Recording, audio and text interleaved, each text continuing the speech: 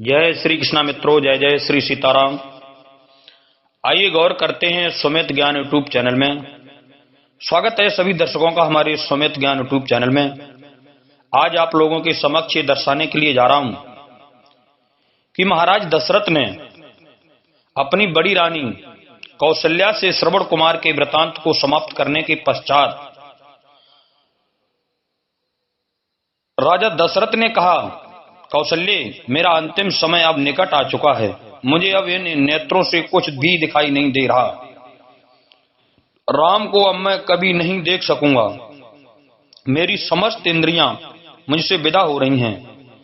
मेरी चेतना शून्य हो रही है। हा राम, हा लक्ष्मण, हा पुत्र, हा सीता, हाय कुलघातनी केकई। कहते कहते राजा दशरथ की बाणी थम गई, श्वास उखड़ गई और उनके प्राण पखेरु उड़ गए। राम नाम लेते हुए महाराज दशरथ ने अपने प्राणों को छोड़ दिया। उनके प्राण निकलते ही रानी कौशल्या पछाड़ खाकर भूमि पर गिर पड़ी। सुमित्रा आदि रानियां तथा अन्य स्त्रियां भी सिर पीट पीट कर विलाप करने लगी। समस्त अंतापुर में करुणाजनक क्रंदन गूंजने लगा। सदैव सुख समृद्धि से भरे रहने वाला राजप्रसाद दुख का आगार बन गया। चैतन्य होने पर कौशल्या ने अपने पति का मस्तक अपनी जंघाओं पर रख लिया और विलाप करते हुए बोली, हा दुष्ट केकई, तेरी कामना पूरी हुई। अब तू सुख पूर्वक राज सुख भोग। पुत्र से तो मैं पहले ही विलग कर दी गई थी। आज पति से भी वियोग हो गया। मैया कौशल्या विलाप कर कर के बुरी तरह से रोने लगी। अब मेरे लिए जीवित रहने का कोई अर्थ नहीं रहा। कैकेयी की राजकुमारी ने आज कौशल का नाश कर दिया है।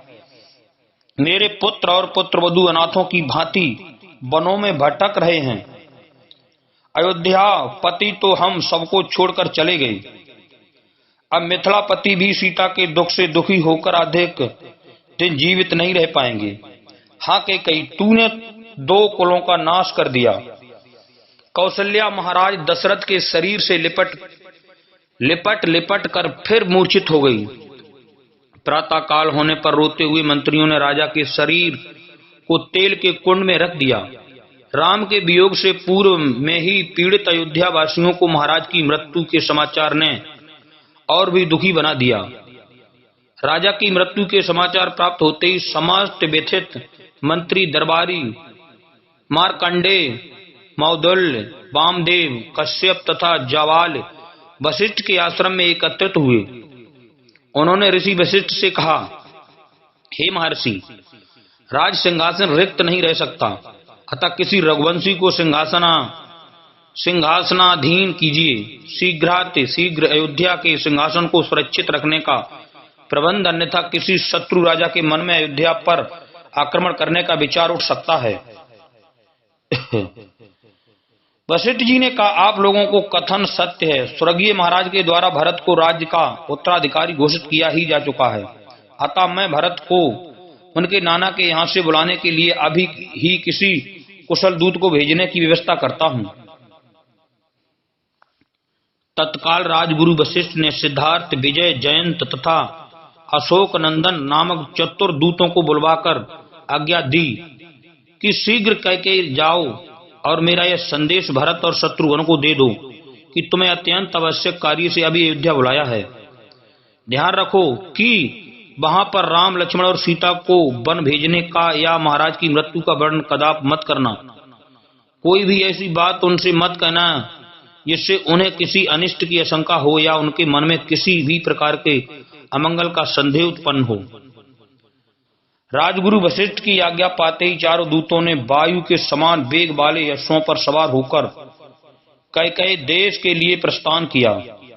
वे मालिनी नदी पार करके हस्तिनापुर होते हुए पहले पांचाल और फिर वहां से सरदंड देश पहुंचे। वहां से वे इक्षुमती नदी को पार करके वाहिक देश पहुंचे। फिर विपाशा नदी पार करके कैकेयी देश के गिरिव्रज नामक नगर में पहुंच गई। जिस रात्रि से दूत गिरिब्रज पहुंचे उसी रात्रि को भरत ने एक अशुभ स्वप्न देखा। महाराज भरत जी ने निद्रा त्यागने पर स्वप्न का स्मरण करके वे अत्यंत व्याकुल हो गए। अपने उस स्वप्न के विषय में एक मित्र को बताते हुए उन्होंने कहा, हे सखा, रात्रि में मैंने एक ऐसा भयानक स्वप्न देखा है। स्वप्न में पिताजी के सिर के बाल खुले थे, वे पर्वत से गिरते हुए गोबर से लथपथ थे और अंजलि से बार बार तेल पी पी कर हंस रहे थे। मैंने उन्हें तिल और चावल खाते तथा शरीर पर तेल मलते देखा। इसके बाद मैंने देखा कि सारा समुद्र सूख गया है, चंद्रमा टूटकर पृथ्वी पर गिर पड़ा है, पिताजी के प्रिय हाथी के दांत टूट गए हैं, पर्वत मालाएं परस्पर टकराकर चूर चूर हो गई हैं और उससे निकलते हुए धुएं से पृथ्वी और आकाश काले हो गए हैं। मैंने देखा कि राजा गधों के रथ में सवार होकर दक्षिण दिशा की ओर चले गए। ऐसा प्रतीत होता है कि यह स्वप्न किसी अमंगल की पूर्व सूचना है। मेरा मन अत्यंत व्याकुल हो रहा है। भरत ने स्वप्न का वर्णन समाप्त किया ही था कि अयोध्या के चारों दूतों ने वहां प्रवेश कर उन्हें प्रणाम किया और गुरु वशिष्ठ का संदेश दिया। हे राजकुमार, गुरु वशिष्ठ ने अयोध्या की कुशलता का समाचार दिया है तो आपसे तत्काल अयोध्या चलने का आग्रह किया है। कार्य अत्यावश्यक है, अतः आप तत्काल अयोध्या चलें। जय श्री कृष्ण मित्रों, जय जय श्री सीताराम। हमारे चैनल को सब्सक्राइब करें, लाइक करें और भी ज्ञानवर्धक वीडियो इसी प्रकार पाते रहें। सभी मित्रों से, सभी दर्शकों से मेरी तरफ से जय श्री कृष्ण, जय जय श्री सीताराम।